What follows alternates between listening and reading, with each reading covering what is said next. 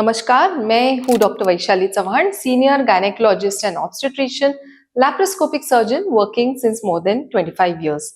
आज हमारा टॉपिक है थायराइड इन प्रेगनेंसी। थायराइड के बारे में काफी चर्चा होती रहती है और थायराइड ये जो हार्मोन है ये प्रेगनेंसी के दौरान नॉर्मल होना चाहिए, उसका लेवल नॉर्मल होना चाहिए क्योंकि वो काफी महत्वपूर्ण है। और उसके अगर कॉम्प्लिकेशंस हो जैसे कि हाइपोथायराइड या हाइपरथायराइड तो उसका असर माँ और शिशु दोनों पे होता है। थायराइड ये ग्रंथि यहाँ होती है, यहाँ ट्रैकिया होता है नेक में आगे की तरफ, और फैन शेप ट्रैकिया के दोनों तरफ थायराइड ये ग्रंथि रहती है और उसका काम है to release thyroid hormone. Thyroid hormone के काफी फंक्शंस होते हैं, ये बहुत महत्वपूर्ण हार्मोन है क्योंकि पूरे शरीर के पूरे बॉडीली फंक्शंस को थायराइड हार्मोन रेगुलेट करता है। अगर ये हार्मोन कम मात्रा में रिलीज होता है तो उसे कहते हैं हाइपोथायराइड, और सीरम टीएसएच ये हार्मोन का नाम है। हाइपोथायराइड में सीरम टीएसएच की वैल्यू बढ़ जाती है और हाइपरथायराइड में सीरम टीएसएच की वैल्यू कम हो जाती है। ज्यादातर हम प्रेगनेंसी के दौरान हाइपोथायराइड इन प्रेगनेंसी देखते हैं जिसमें थायराइड हार्मोन कम मात्रा में रिलीज होता है। थायराइड हार्मोन अगर कम मात्रा में रिलीज हो, हाइपोथायराइड हो, तो उसके क्या कॉम्प्लिकेशंस हो सकते हैं। एक तो प्रेगनेंसी से पहले से अगर किसी को हाइपोथायराइड हो तो बच्चा रहने में भी दिक्कत हो सकती है क्योंकि मेंस्ट्रुअल साइकिल पे उसका असर होता है, ओव्यूलेशन ठीक से हो नहीं पाता और बच्चा रुकने में बाधा हो सकती है। बच्चा रुकने के बाद हाइपोथायराइड केसेस में अबॉर्शन की रिस्क बहुत ज्यादा होती है।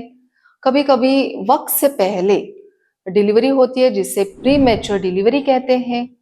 कभी कभी माँ का ब्लड प्रेशर बढ़ जाता है जिसे प्री एक्लैम्सिया कहते हैं, और बच्चे पे तो बहुत सारे इफेक्ट होते हैं। थायराइड हार्मोन अगर कम हो तो बच्चे का ब्रेन डेवलपमेंट ठीक से नहीं होता, शारीरिक डेवलपमेंट, मस्तिष्क का डेवलपमेंट दोनों में बाधा आ सकती है। न्यूरोलॉजिकल डेवलपमेंट ठीक से न होने के कारण बेबी का आईक्यू कम हो सकता है और आगे चल के सीखने में भी मुश्किल हो सकती है। साइंस ऑफ सिम्टम्स क्या रहते हैं हाइपोथायराइड के? साइंस एंड सिम्टम्स में देखा जाए तो टेम्परेचर रेगुलेशन नहीं होता है, तो बहुत ठंडी लगती है या बहुत ज्यादा गर्मी भी लग सकती है। हाइपोथायराइड के कारण कॉन्स्टिपेशन या हेयर फॉल, स्किन भी ड्राई हो जाती है। और अगर हाइपरथायराइड हो तो क्या होता है, हाइपरथायराइड हो तो हार्ट रेट बढ़ जाता है, वजन घटता है। तो ये कई सिम्टम्स हैं। बहुत बार एंटीनेटल चेकअप के समय जब पहले बार पेशेंट हमारे पास आते हैं तो उसी समय हम सब प्रेग्नेंट पेशेंट्स का थायराइड स्टेटस जान लेते हैं, सबके हम थायराइड टेस्ट करा लेते हैं। थायराइड वैल्यू नॉर्मल रहना बहुत जरूरी है। फर्स्ट ट्राइमेस्टर ऑफ प्रेगनेंसी में टीएसएच वैल्यू एक 2.5 तक नॉर्मल कहलाती है और सेकेंड ट्राइमेस्टर में 3 तक नॉर्मल होती है। पर अगर आप रिपोर्ट पढ़ोगे तो रिपोर्ट में लिखा रहता है, हर लैब्स का अलग रहता है, जैसे कि 4.5, 5 तक नॉर्मल माना जाता है टीएसएच वैल्यू।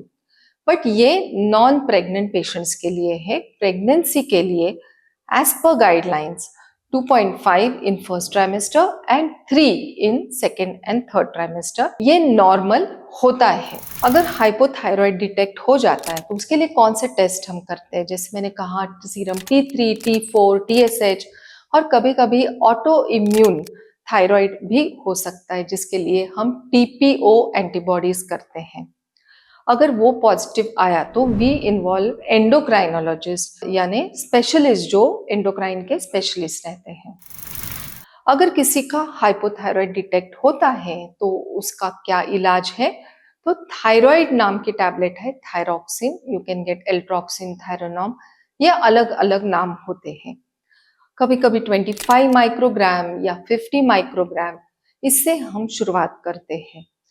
टैबलेट देने के बाद 4 to 6 वीक्स के बाद और एक बार ब्लड की जांच करनी जरूरी है। अगर इस डोज से भी थायराइड TSH लेवल कंट्रोल में नहीं आया तो देन डोज बढ़ाना पड़ता है। इसे हम कहते हैं टाइट्रेशन। और टाइट्रेशन से ही आपके लिए जो करेक्ट डोज है वो हम डिसाइड करते हैं। बहुत बार पेशेंट्स का ये प्रश्न रहता है कि मैडम आप थायराइड की गोली तो दे रहे हो, क्या मुझे ये लाइफ लॉन्ग लेनी पड़ेगी? पर अगर उस गोली से आपको फायदा होने वाला है तो जरूर लेनी चाहिए। एंड ये गोली कैसे लेनी चाहिए ये भी बहुत महत्वपूर्ण है। जैसे ही आप उठते हो खाली पेट सुबह फास्टिंग ये थायराइड की गोली लेनी है और उसके बाद at least half an hour to 45 minutes आपको कुछ भी नहीं खाना, दूध नहीं पीना है, ब्रेकफास्ट नहीं करना है, कुछ भी नहीं लेना है। आधे पौने घंटे के बाद ही आप ब्रेकफास्ट कर सकते हो। ये गोली आपको आयरन कैल्शियम गोली के साथ भी नहीं लेनी है। अगर आप थायराइड की टैबलेट सुबह ले रहे हो तो कैल्शियम की दोपहर में लो एंड आयरन की टैबलेट रात में लो, दैट इज ऑल्सो फाइन। तो इस वीडियो में हमने देखा कि thyroid in pregnancy, hypothyroid, hyperthyroid क्या होता है, उसके क्या साइन सिम्टम्स है, उसका क्या परिणाम होता है माँ बच्चे के ऊपर और उसकी क्या ट्रीटमेंट है। इस विषय के बारे में अगर आपके कोई भी प्रश्न हो तो हमें कमेंट बॉक्स में ज़रूर लिखिए और हमें कांटेक्ट कीजिए। Thank you.